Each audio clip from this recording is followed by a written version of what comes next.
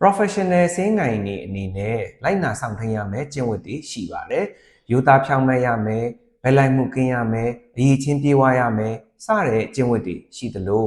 ဒီနေ့ပြောပြခြင်းတဲ့အကြောင်းအရာကတော့ confidentiality လို့ခေါ်တဲ့ကျင့်ဝတ်အကြောင်းကိုပြောပြခြင်းပါတယ်။ဒီအကြောင်းက AAT level 3 level 4ကျောင်းသားတွေကိုစတင်တဲ့အခါမှာပြောပြလေးရှိတဲ့အကြောင်းအရာဖြစ်ပါတယ်။ confidentiality ဆိုတာဘာလဲဆိုတော့ကိုကစင်းငိုင်တယောက်အနေနဲ့ကိုယ့်ရဲ့ client လုပ်ငန်းအကြောင်းတွေစရင်းတွေအကြောင်းတွေကိုဒီလုပ်ငန်းနဲ့မသက်ဆိုင်တဲ့သူတွေကိုမပြောပြရဘူးမဆွေးနွေးရဘူးကိုယ့်အိမ်မှာရှိတဲ့မိသားစုဝင်တွေတငယ်ချင်းတွေနဲ့တော့မှမပြောရဘူးမဆွေးနွေးရဘူးပေါ့ဒါပေမဲ့လုံးမပြောရဘူးတော့လည်းမတတ်မှတ်ထားဘူးပြောပြလို့ရမယ့်အခြေအနေတွေရှိတယ်အဲ့လိုဆိုရင်တော့ပြောပြပေါ့ဥပမာဆိုပါစို့ပိုင်ရှင်ကိုယ်တိုင်ကဒီ client ကိုယ်တိုင်ကခွင့်ပြုတယ်ဆိုရင်ပြောလို့ရပါတယ်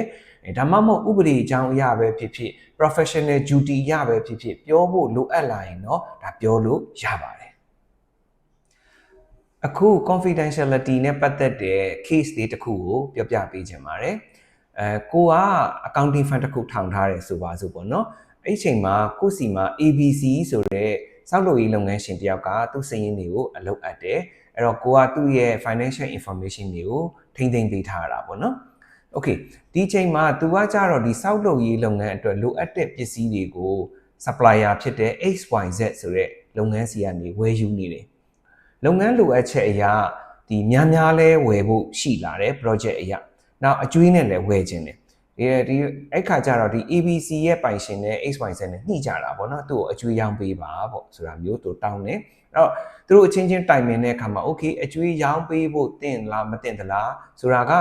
ABC ရဲ့ financial statement ကိုကြည့်မယ် analysis လုပ်မယ်ပြီးရင်တော့အကျွေးရောင်းတဲ့မရောင်းတဲ့သူတို့ဆုံးဖြတ်မယ်ပေါ့ဆိုတော့ဒီခါကျတော့ကိုစီကိုလှည့်လာတာပေါ့နော်ဆိုတော့ financial statement တွေက ABC ရဲ့ financial statement တွေကကိုစီမှာရှိတယ်ဆိုတော့ကဲပေးပါပေါ့ XYZ ကနေပြီးတော့တောင်းတယ်သူ analysis လုပ်ချင်တယ်သူ review လုပ်ချင်တယ်ပေါ့တောင်းတဲ့ခါကျတော့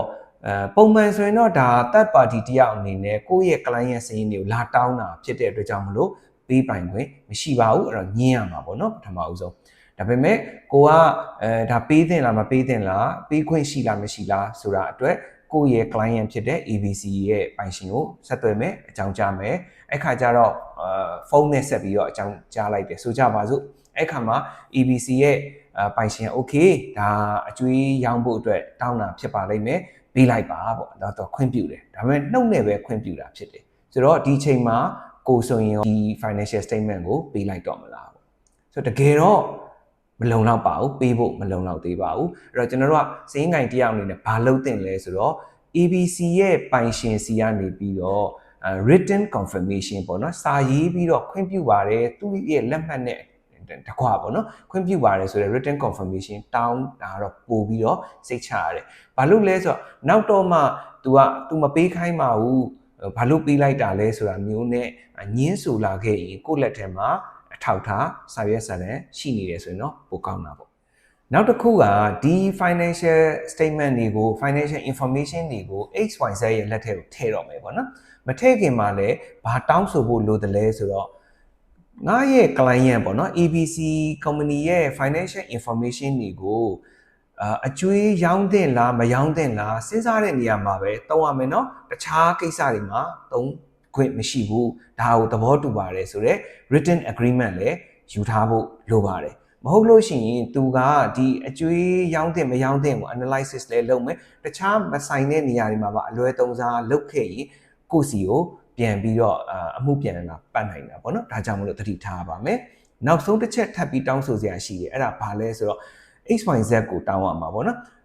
ဒီအကျွေးရောင်းတဲ့မရောင်းတဲ့ဆိုတဲ့ကိစ္စနဲ့ပတ်သက်ပြီးတော့ financial information တွေကိုတောင်းတယ်ကိုကစင်းကိုင်တယောက်အနေနဲ့ပေးလိုက်တယ်ဒါပေမဲ့နောက်ဆက်တွဲဖြစ်လာမဲ့အကျွေးတောင်းလို့မရတာတို့အကျွေးဆုံးတာတို့ဒါတွေကတော့စင်းကိုင်နဲ့မဆိုင်ဘူးဆိုတာကိုXYZ ဘက်ကလည်းသဘောတူဖို့လိုပါတယ်ဆိုတော့အခုပြောပြခဲ့တဲ့ case မျိုးတွေက AAT level 3ကျောင်းသားတွေ AAT level 4ကျောင်းသားတွေကိုသင်ခန်းစာတွေထဲမှာထည့်ပြီးတော့သင်ကြားပေးလိရှိပါတယ်ဆိုတော့အခုနားထောင်နေတဲ့သူတွေအတွက်လည်းလုပ်ငန်းခွင်မှာအသုံးဝင်မယ်လို့လည်းထင်ပါတယ်ကျေးဇူးတင်ပါတယ်